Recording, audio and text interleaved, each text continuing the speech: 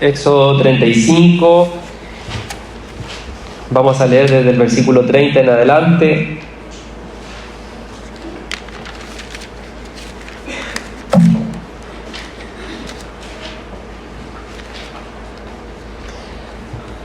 De aquí en adelante, de hecho, desde el versículo, creo que el mismo 35, es cuando ya se pone en marcha lo que es la edificación del tabernáculo.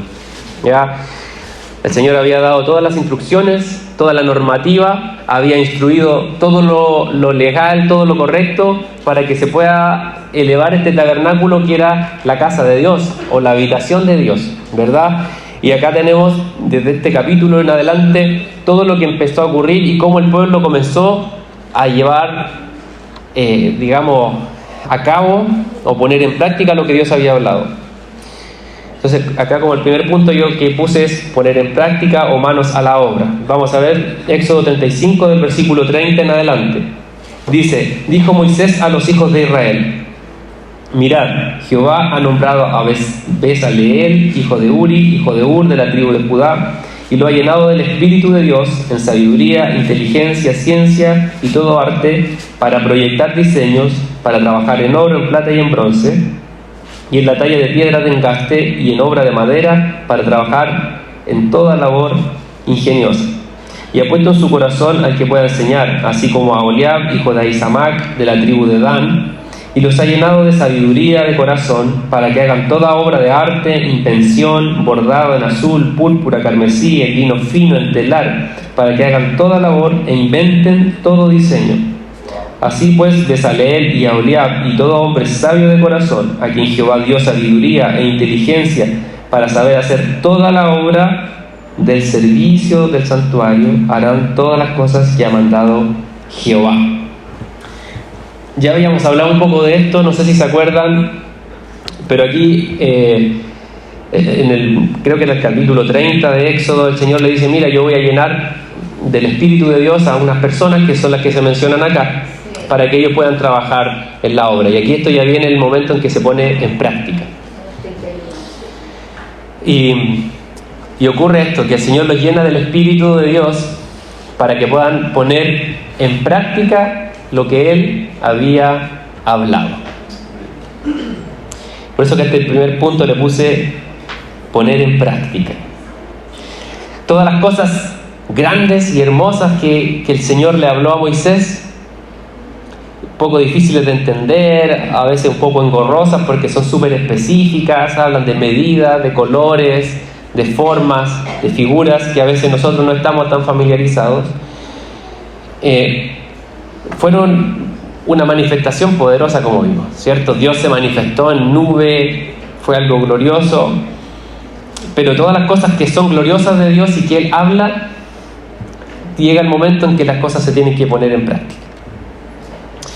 Todo lo que nosotros tenemos de las Escrituras, podemos ser expertos en Biblia, podemos ser expertos en versículos, saber de memoria, entender un montón de cosas, incluso que nos sean reveladas cosas que decimos: oh, esto qué hermoso, el Señor me habló esto, a través de las Escrituras entendí un versículo, etc.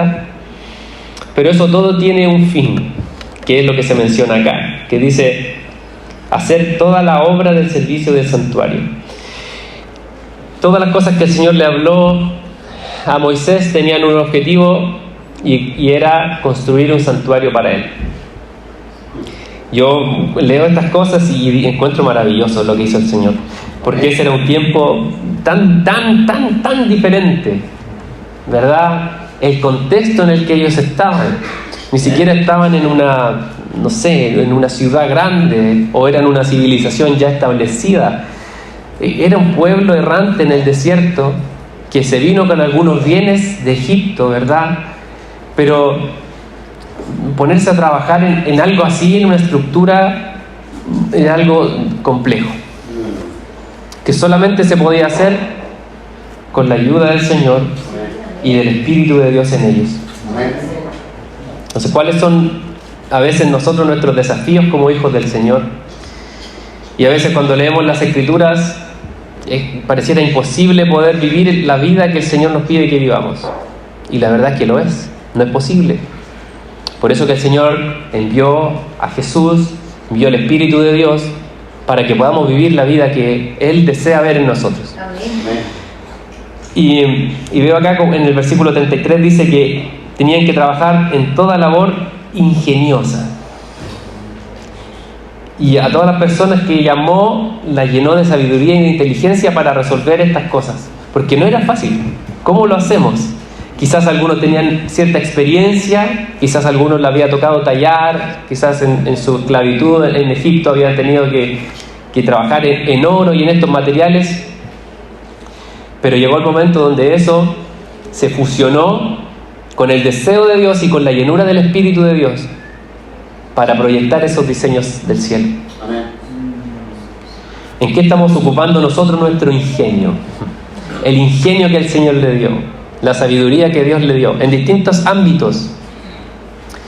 Inteligencia, sabiduría, carisma tal vez gracia para hacer algo, un don, una habilidad específica, algo de lo que el Señor nos dotó, tal vez algo en lo que tenemos experiencia trabajando.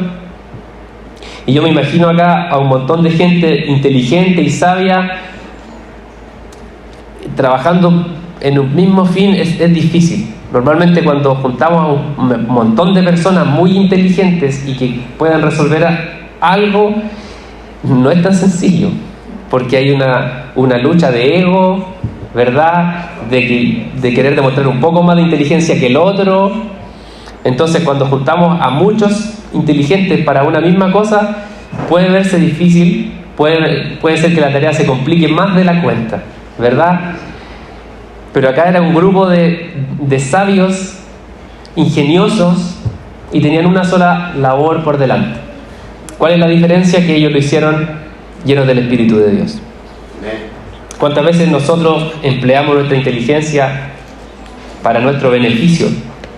En la semana conversábamos con mi esposa, conversábamos de una persona que es muy inteligente, es cristiano también, de otra congregación, y es súper estudioso en la Biblia, es súper sabio en las Escrituras, pero se lo pasa en sus redes sociales publicando un montón de cosas contra otra congregación, contra otros pastores, usando su inteligencia, porque es muy sabio, para en el fondo menoscabar a alguien más. Sabio en la Biblia, sabio en las Escrituras, sabio del dogma, del culto, de lo religioso. Pero ¿para qué estamos empleando nuestra inteligencia? ¿Cuántas veces nuestra espiritualidad o nuestra sabiduría bíblica nos guía a que critiquemos cómo se están haciendo las cosas? Es que esto debiese ser así, es que la Biblia dice y está bien, porque el Señor nos dio sabiduría y nos dio inteligencia, pero que esa inteligencia la podamos canalizar para que se cumpla lo que el Señor quiere lo que Él quiere hacer en este tiempo. Amén. Y es manifestar su gloria. Amén.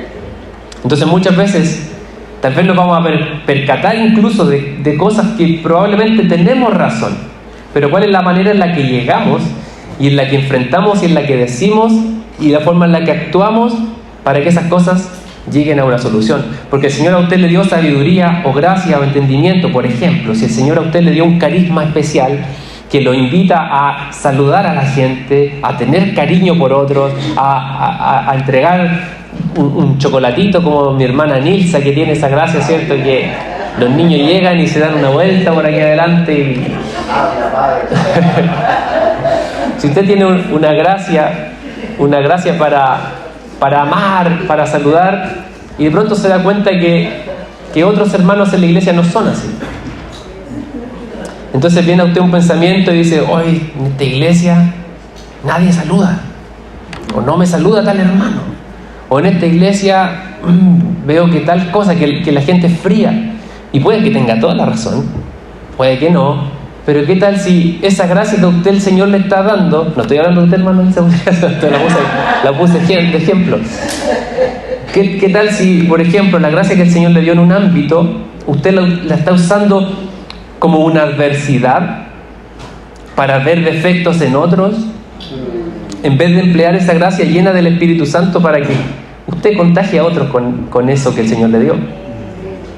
Por ejemplo, Tenemos un montón podría dar muchos ejemplos, pero aquellas cosas que el Señor tal vez a usted le dio y que otras personas no tienen, no es para que nos sintamos superior o mejor.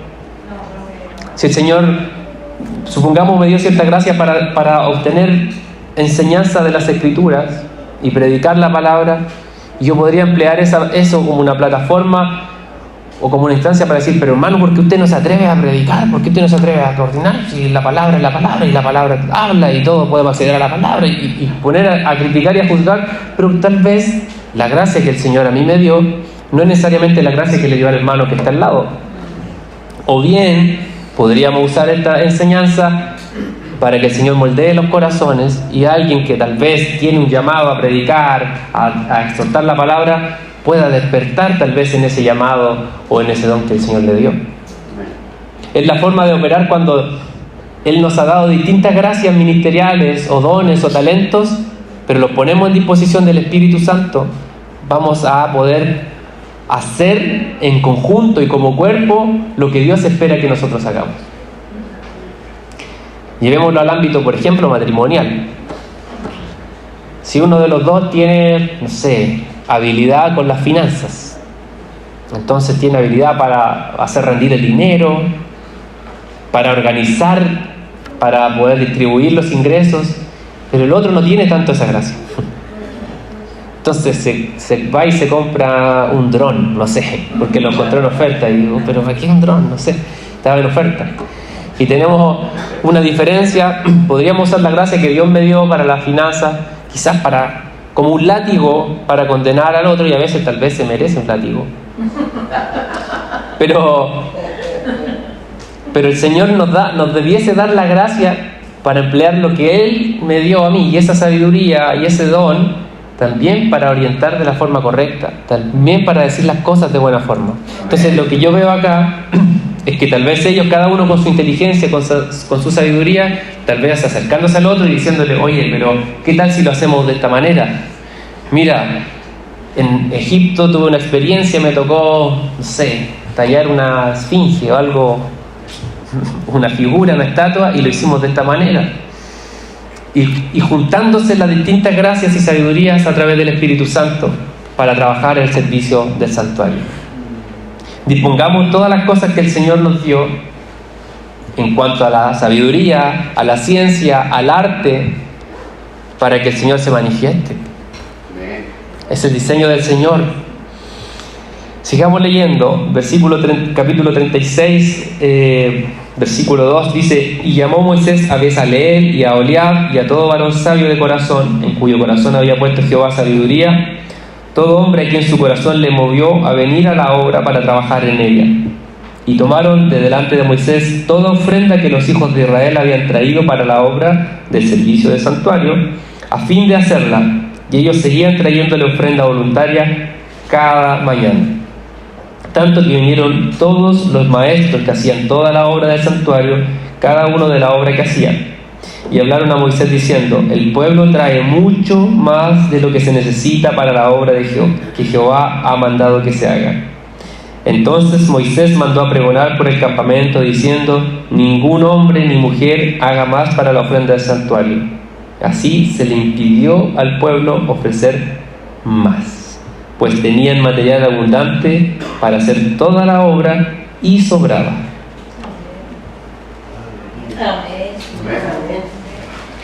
¿Cuántas veces tenemos este tema de las ofrendas, como usted ahí?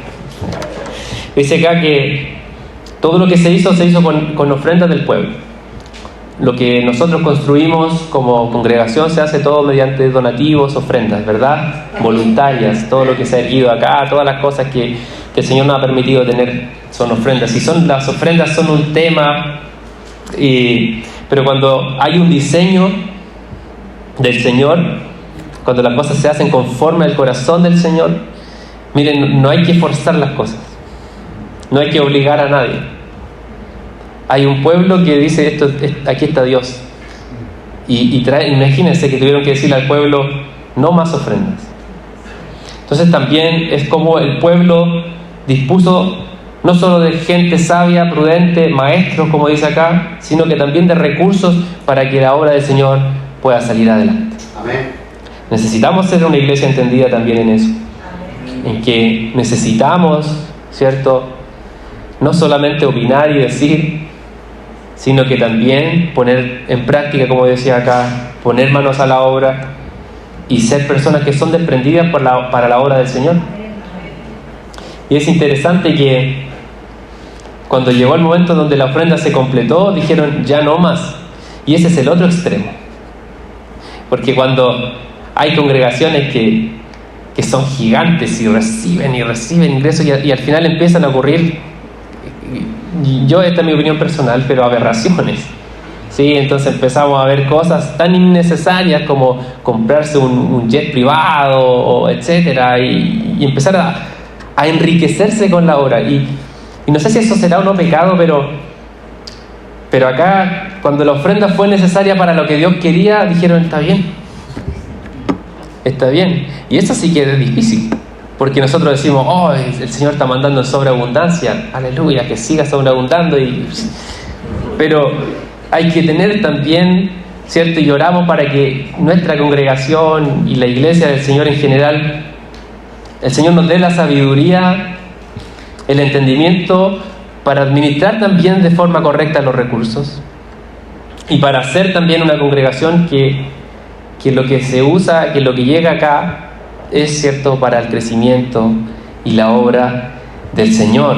Amén. Porque así lo decimos, ¿cierto? Decimos, esto es para la obra del Señor. ¿Es realmente para la obra del Señor siempre? Nosotros vemos acá que hay edificación, que hay crecimiento en el aspecto, estoy hablando solamente de aspecto de edificios y cosas de ese tipo. Pero ¿cuántas veces las iglesias han sido un desprestigio de Dios en la tierra por hacer mal uso de los recursos? Lo vemos a menudo. Entonces, cuando el Espíritu Santo está y cuando están sus diseños, hay un equilibrio muy correcto entre lo que la gente quiere entregarle al Señor de forma económica y también en cómo es administrado ese recurso, hasta decir, mira, necesitamos recursos para esto, y se edificó, se hizo, ¿sí? Entonces, no todos los domingos estar ahí insistiendo y llamando y aquí, porque tal vez los recursos ya se emplearon para lo que el Señor quería. Nosotros necesitamos entender los dos aspectos. Seamos una iglesia generosa. Yo sé que la iglesia es una iglesia generosa. Somos una iglesia que es desprendida. Gloria a Dios por eso. Sigamos haciéndolo cuando sea necesario. Aún hay cosas que cubrir, aún hay cosas que se están pagando, hay avances, hay un aire acondicionado ahora para la comodidad de cada uno de nosotros. Hay cosas que vemos que el Señor ha ofrendado, que ha traído como una ofrenda, como parte de distintas formas, y usted también ha sido parte de esto. Sabemos que aquí estamos hablando de una edificación de un santuario, y ya vamos a ir con eso, pero es la forma en la que construimos un lugar para el Señor también. Amén. Entonces, seamos desprendidos, seamos generosos, y que el Señor dé sabiduría también a nuestros líderes para que sea esos recursos una fuente para la manifestación de la gloria del Señor. Amén. Amén. Sigamos leyendo. A ver qué más tengo en mi apunte, porque allí me perdí un poco. Tengo además otro punto acá, que por muy difícil que parezca lo que Dios ordena, Él es el que capacita, y Él es el que envía los recursos para que eso se lleve a cabo. Entonces, por muy difícil que a veces parezcan las cosas que el Señor nos ha instruido, tenga usted confianza que si estamos en el Espíritu de Él, Él nos va a capacitar, a llenar de esa sabiduría y al mismo tiempo proveer todos los recursos en todo ámbito que nosotros necesitemos para llevarlo a cabo. Cuando el Señor solicita algo, cuando el Señor se quiere mover en algo, finalmente nos vamos a dar cuenta que no depende de nosotros, sino que es Él el que provee, es Él el que va a hacer todas las cosas. Dispongámonos a ser capacitados para toda buena obra, ser capacitados para la obra del Señor. Lea la Escritura, capacítese, estudie, busque del Señor la capacitación para aquello que el Señor le encomendó hacer. Amén. Amén. Y todo lo que el Señor habló y dijo, todo lo que está en las Escrituras, ¿cierto?, tiene un fin, y es que eso haga que la obra de Dios sea manifestada. Entonces, que el Señor también nos dé esta revelación, que no se trata solamente de recibir y bajar la revelación, sino que eso tiene que tener un efecto práctico. Entonces nosotros, cuando vengamos acá a los cultos, a las reuniones, discipulados, sepamos que eso tiene un aspecto práctico, sí o sí. No es para que nos llenemos de conocimiento, sabiduría, revelaciones, sino que Dios quiere hacer algo en su familia, en su hogar, en su villa, en su población, en su vecindario, en su trabajo. Y eso nosotros tenemos que saberlo. Amén. Vamos a saltarnos toda la parte de donde se empezó a edificar el tabernáculo, porque es muy detallada, tiene que ver con todas las cosas que se hicieron, tiene que ver con el aspecto práctico, como yo decía, del santuario. Nos vamos a saltar hasta Éxodo capítulo 40 y el versículo 31 o versículo 30. Éxodo 40, 30.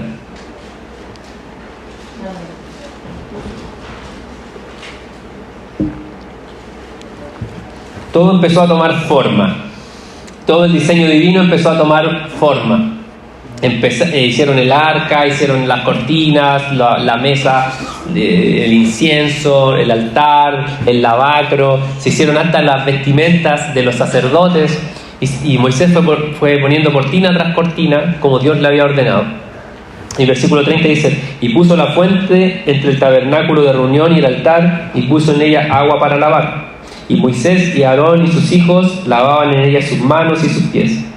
Cuando entraban en el tabernáculo de reunión, cuando se acercaban al altar, se lavaban como Jehová había mandado a Moisés. Y finalmente erigió el atrio alrededor del tabernáculo y del altar, y puso la cortina a la entrada del atrio. Así acabó Moisés la obra. Entonces dispuso todo lo necesario, todo lo que Dios ordenó, hasta que al final, ¿cierto?, dice que ahí puso la última cortina en la entrada del atrio, y así acabó Moisés la obra. Hecho está. Amén. Acabado fue, consumado es. Y ahí yo quiero hacer un paréntesis con la obra de Jesús. Amén. Porque Moisés cierra la última cortina donde se tapó toda la hermosura de lo que era el tabernáculo, el lugar santísimo, todo lo glorioso, hermoso, físicamente hermoso, artístico, lindo, y todo lo fue cerrando con cortinas, ¿cierto? Y dice: hecho está. Y cuando Jesús dice hecho está, cuando muere en la cruz y dice tetelestai, consumado es, ¿qué es lo que ocurrió allí? Se rompieron todas esas cortinas. Amén. Para acceder al Señor. Obviamente después fue otro el modelo, que fue el modelo del templo de Salomón y todo, ¿cierto? Lo que vino después, pero era muy similar a esto. Y como Moisés, cuando él dice se terminó la obra y cierra una cortina, Jesús, cuando dice se acabó la obra, él abre un velo, él abre una cortina para acceder a esa misma presencia. Cuando entendemos eso, lo que hizo Jesús es entender que el camino que él abrió no hacia una religión, sino que a una vida. Y glorioso que podamos nosotros acceder a todas esas hermosuras que estaban antes escondidas detrás de velos y de cortinas. Jesucristo, consumando su obra, es Él permitiéndonos acceder a disfrutar de toda esa riqueza, de toda esa hermosura, de todo ese oro, de todos esos utensilios. Pasar por el lavacro, lavarnos, santificarnos, hacernos comer de los panes, hacernos disfrutar de esa presencia gloriosa. Y eso es lo que hizo Jesús. Es glorioso que ya no es un lugar físico, no vamos a alcanzar a hablar de eso, pero eso quería hacer como paréntesis, como marcar esa diferencia del hecho está. Se acabó la obra, cortina cerrada. Jesús se acabó la obra, cortina abierta. Amén. ¿Qué ocurrió posterior a eso, de esta obra terminada, que es la letra B? En la letra C puse el cumplimiento de un anhelo.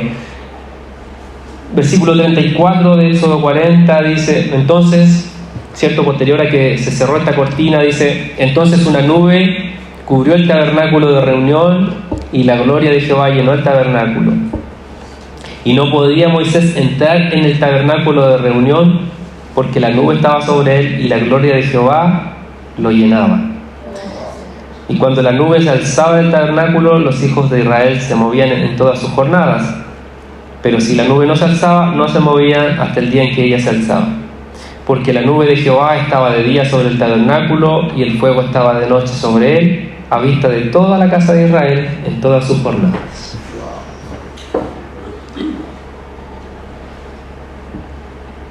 Cuando las cosas se construyen conforme al diseño del Eterno, conforme al deseo de Dios, cuando vivimos una vida que es conforme a los deseos del Señor, ahí está su respuesta, ¿verdad? O sea, cuando se acaba la obra, en este caso, y todo se hizo como Jehová había mandado. Si usted lee los versículos anteriores, los capítulos anteriores donde se hizo el tabernáculo, todas las cosas decían, y ellos pusieron las cortinas de tal y tal color como Jehová había mandado. Y lo repiten a cada rato, como Jehová había mandado. Y cuando hacemos las cosas conforme al corazón de Dios, su gloria lo llena todo. Se cumple el deseo. Aquí es el cumplimiento, por eso yo puse acá el cumplimiento de un anhelo. ¿Cuál era el anhelo de Dios? Estar en medio del pueblo, ¿verdad?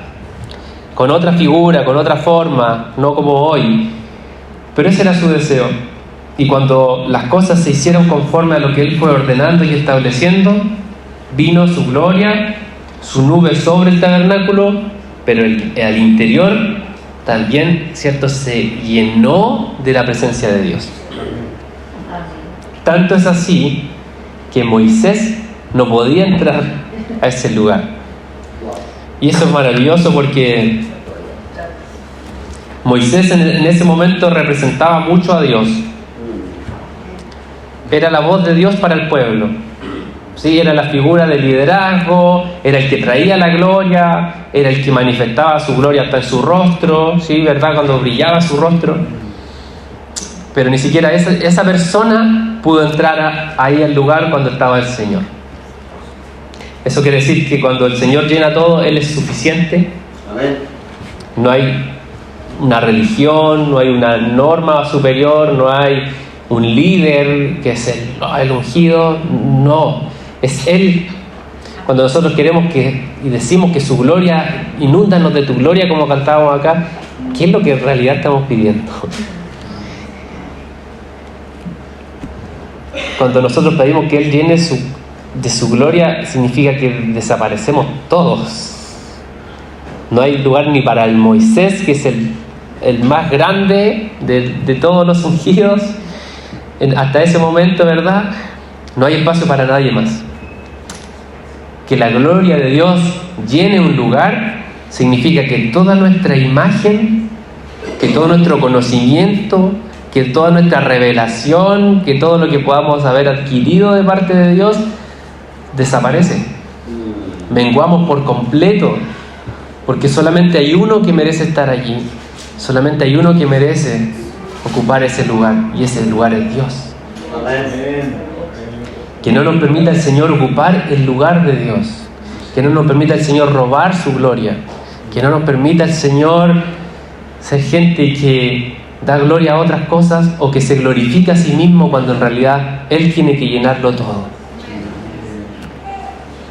El Señor, cuando nosotros le decimos recibe gloria, te doy gloria, y todo lo que está en nuestras canciones y en nuestras oraciones, en realidad es una declaración de decirle: Señor, llénalo todo y hazme desaparecer en mí.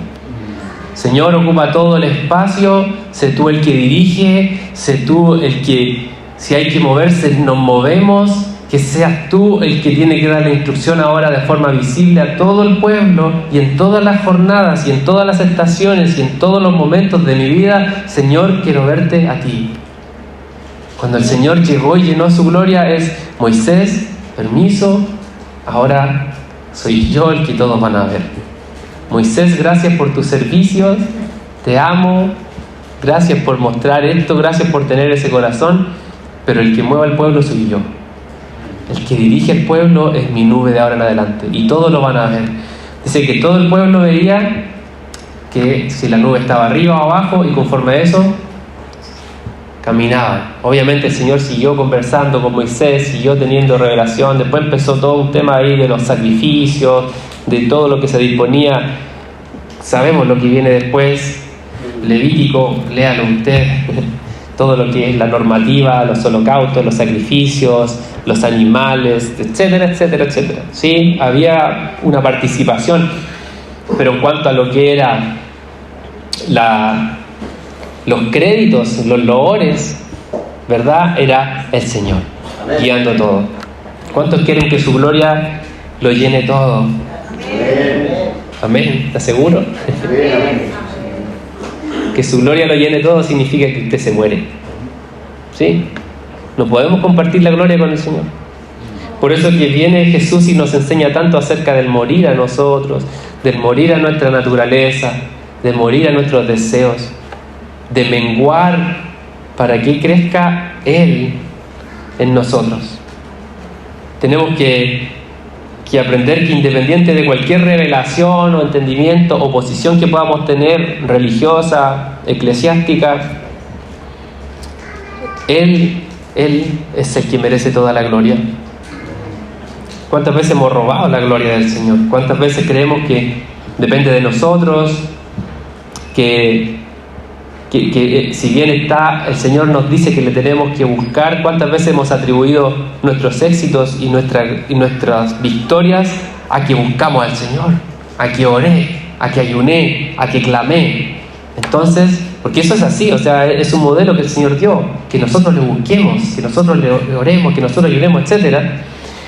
Pero no es para que nosotros recibamos la gloria por mi sacrificio, por mis obras en el fondo, porque de alguna manera estamos diciendo que la obra del Señor depende de mí.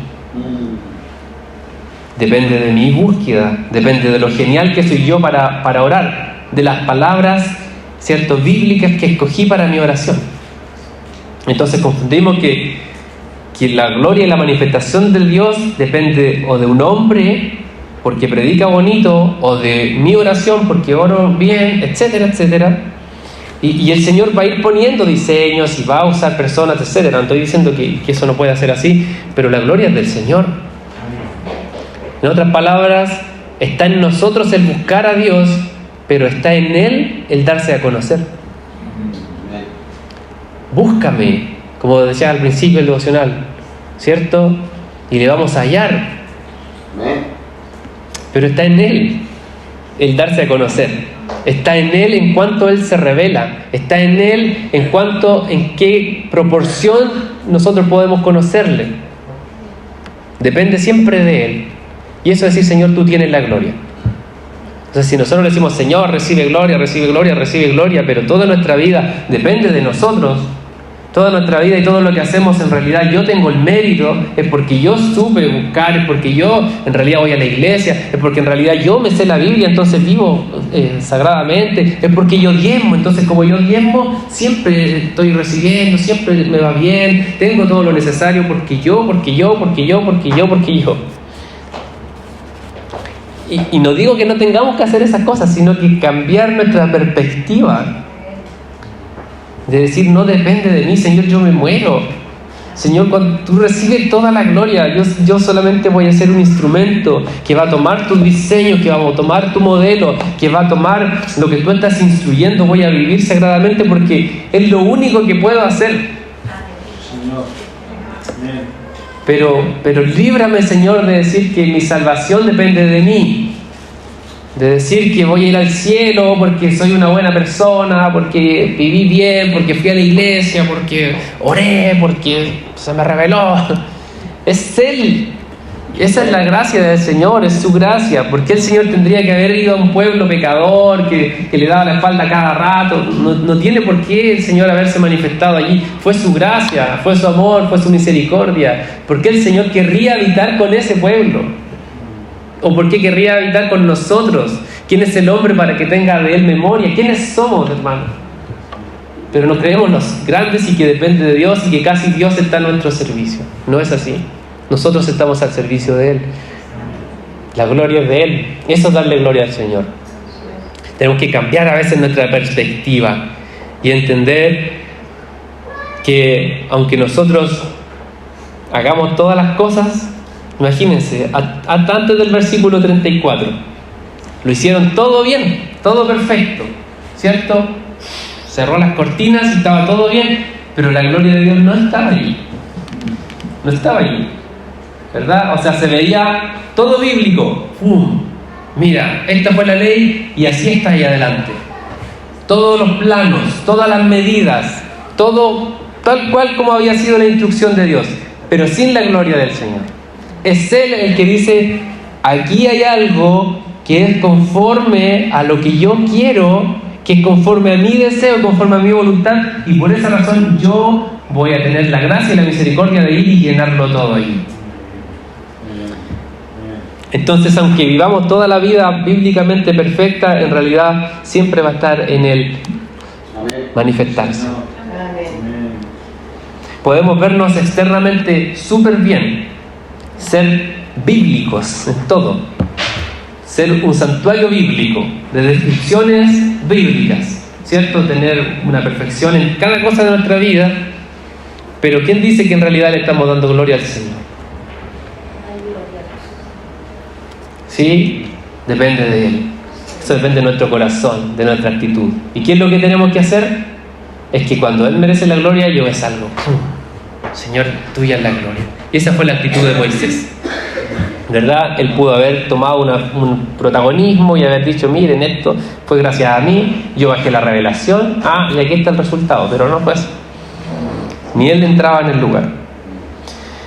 El cumplimiento del anhelo del Señor, yo puse acá como resumen, tiene 4 pasos. 1, una instrucción de Dios. 2, un oído atento para escuchar eso. 3, poner en práctica hasta que la obra se termine. Y 4, que la gloria de Dios lo llene todo. Amén. Amén. ¿Cuántos quieren que la gloria del Señor lo llene todo? Vamos a orar y vamos a pedirle al Señor que nos permita ser una iglesia que entiende los diseños de Dios, que conoce los diseños de su corazón, para construir un lugar para Él. Lo que nosotros podamos construir es para Él. Todo lo que nosotros podamos establecer es un lugar para Dios. Que nos dé la sabiduría para entender que el Evangelio no se trata de que la salvación, que es como lo que de alguna manera nosotros pensamos, ¿cierto? Y puede ser correcto. Pero si pensamos en la salvación, estamos poniendo todo el ojo del Evangelio en nosotros, porque nosotros fuimos los salvos.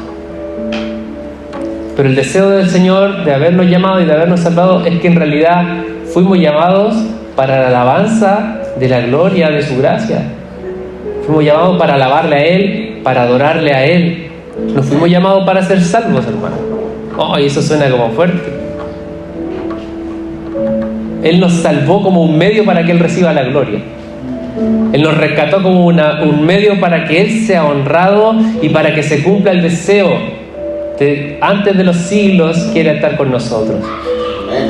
Y vamos a estar con Él para siempre. Y cuando nosotros estamos con Él y habitamos con Él y construimos un espacio para Él, Él es glorificado y su gloria se manifiesta y lo llena todo. Amén. Vamos a orar. Padre, te damos gracias porque, Señor, te ha placido en tu corazón, en tu deseo y no en nuestra voluntad el estar con nosotros, Señor. Es tu diseño, es tu deseo, es tu modelo. Queremos, Señor, construir una habitación para ti. ¿Cómo podremos hacerlo, Señor? ¿Cómo podemos construir un espacio donde tú seas glorificado? Queremos estar atentos a tu voz, estar atentos, Señor, a lo que tú instruyes. Mirar la Biblia, mirar el Evangelio, mirar las Escrituras, pero entender que todo se trata de ti. Señor, perdónanos cuando pensábamos que se trataba de nosotros, cuando nosotros tomamos méritos, atribuciones que en realidad corresponden a ti. Señor, llénalo todo. Señor, llena con tu gloria todo nuestro corazón, nuestras vidas, nuestras finanzas, nuestros negocios, nuestras posesiones incluso, Dios. En todo tú tengas la preeminencia, Jesús. En todo ten la preeminencia, amado Dios. Que cuando te digamos recibe gloria, te doy gloria, entendamos que lo que estamos diciendo es yo desaparezco y que Él tenga todo el mérito. Yo me escondo, yo no tengo lugar acá, porque el Señor es el que merece todo. Él es el que merece todo el reconocimiento, toda la alabanza. Señor, si en algo hemos de alabarnos como estudiábamos ayer, que sea en conocerte a ti, en entenderte a ti, en saber que hay un Dios y no en nosotros, no en las cosas grandes que podamos